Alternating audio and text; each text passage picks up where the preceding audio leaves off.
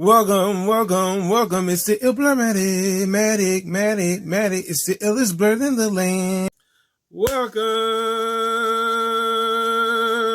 back to Ill Blur. Matic, we're just going to let you thank you so much for commenting, liking, subscribing. It's the hardest working blurred on YouTube. Let's get into today's new video. Today's new video is something that is very surprising. You never know, man.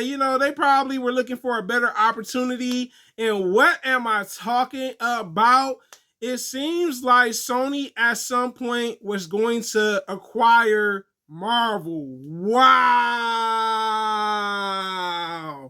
That's crazy. So let's get into it. So the year that Marvel had a deal on the table for Sony was 1998, the year that Blade came out, the first Blade movie that came out for the Marvel Cinematic Universe for that time. And it seems like the deal was 25 mil. Woo!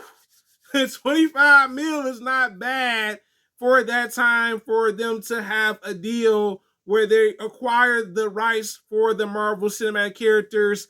And I mean the entire Marvel Cinematic Universe, not how it is now where Sony owns only majority of the Spider-Man universe, hero, villains, anti-heroes, even other characters within that universe.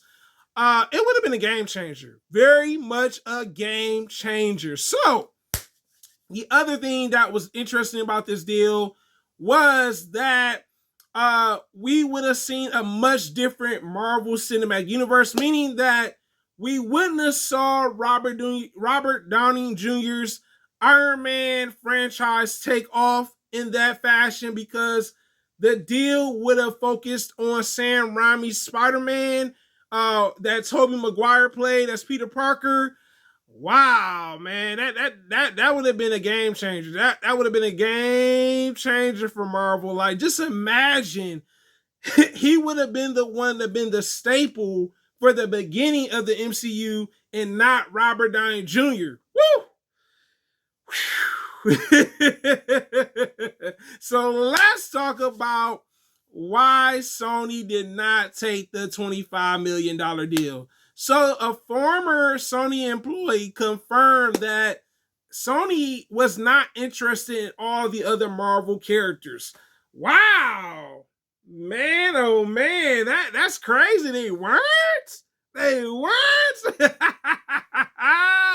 Well, it is what it is, right?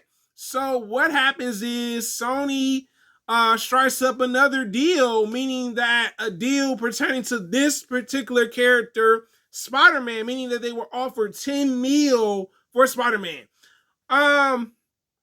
I think Marvel looked at this opportunity because I have to remember Marvel was just getting out of a bankruptcy around that time to some degree, and maybe they were looking for a company to keep their company afloat, meaning they'll be able to put out more and more MCU content, meaning Marvel movies for that time.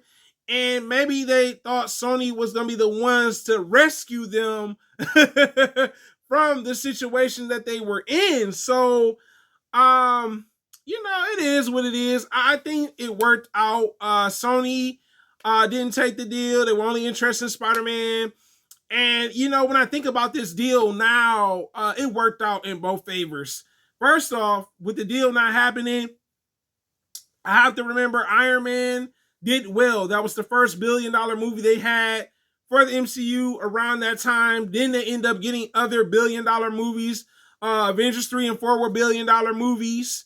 Spider-Man has $1 billion movies from the Tom Holland trilogy. 2 of the movies, the Far From Home, also No Way Home, were $1 billion movies. So at the end of the day, things didn't work out, of course. But it definitely leaves me wondering how would that impacted the MCU, because you have to remember if Sony would have bought all the rights to these characters, that meant that, like I said, we wouldn't have seen Robert Downey Jr. not even maybe even playing Iron Man for the MCU. But to also remember that Spider-Man would have been the character that they were going to debut and to be the vocal point for the actual MCU. So it definitely would have been a game changer completely. Completely, all right? But you guys tell me in the comments, do you think if Sony would have acquired Marvel, that it would have been a much different MCU? And are you surprised that Sony only wanted the Spider-Man universe? You tell me in the comments, guys. It is a blur. Living the word, guys. Thank you so much for commenting, liking, subscribing.